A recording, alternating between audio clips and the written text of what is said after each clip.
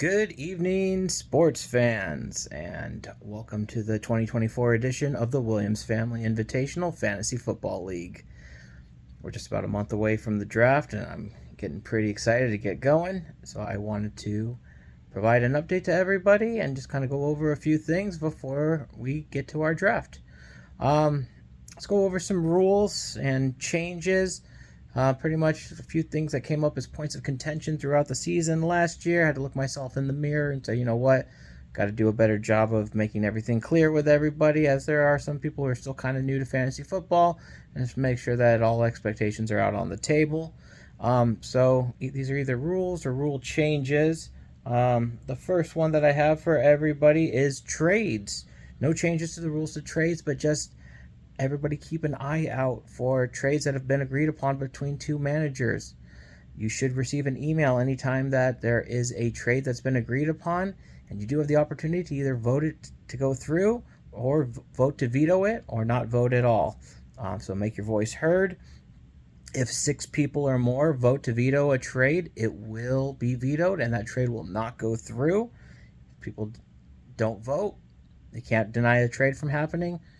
So don't cry about a trade if you don't like it, especially if you decided not to vote on it. So just keep an eye out. You should receive emails. Make sure that you are reviewing trades if you don't want to have any point of contention regarding the trades.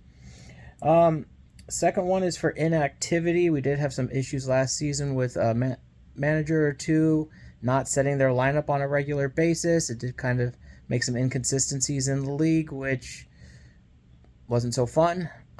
So we are setting a new rule that if you fail to set your lineup more than twice in a season, you will not be eligible to come back next season. For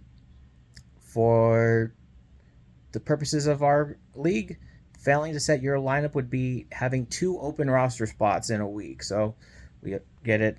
There's going to be times where maybe we forget to move one guy. Somebody turns out to be hurt that we didn't realize.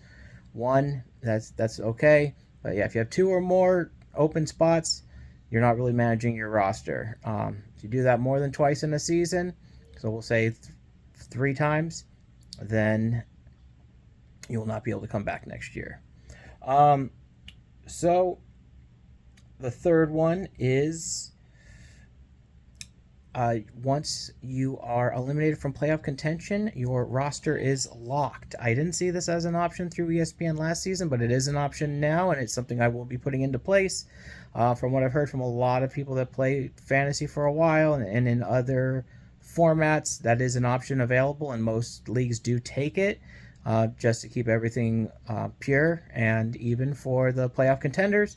So it will be in place this season. So once you are knocked out of playoff contention, you can no longer add or drop players. You can keep managing your roster for your random matchups that you have throughout the season or throughout the postseason when you're no longer eligible, but you will not be able to add or drop.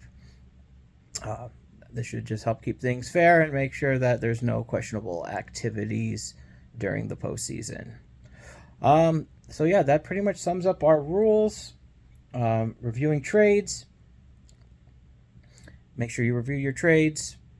Make sure you set your lineups. If you have 3 offenses where you where you have 2 or more open roster spots, that's going to be considered not managing your lineup, and you will not be eligible to play next season. And rosters are locked for players that are no longer playoff eligible. So there's our rules. One more thing I wanted to go over is our buy-in for this season. The buy-in is $26. $25 of it is the prize pool, and then each dollar, that extra dollar, is for our belt at the end of the season. Just so everybody remembers, this is what the belt looks like, and that dollar goes into getting the next name tag that's going to be on there for the winner for next season. So yeah, it costs about $20 or $18. $1 each will cover it, and we will be able to keep putting names on the belt for whoever wins this upcoming season. Outside of that, I did create a new rule that I've been toying around with, and that is going to be a bounty for this year. The bounty's $10. I'm going to just do a quick explanation of how it works. I'm going to be the target since I was the champion last year. Anybody that does the $10 bounty buy-in will go into a bounty pool, and then each player that is in the bounty pool that beats me throughout the regular season will get an equal share of that bounty pool. So for instance, if 10 people decide to do the bounty against me, that's $100, and if 2 people beat me throughout the regular season, they would each get $50. The only caveat to that would be if nobody beats me, and I'm going to take down the prize pool if that's the case. No money back. But we will see.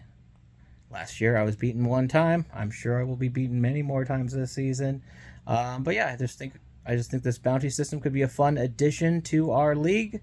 And finishing up with buy-ins, the $26, I am asking that it is paid by the end of week 4.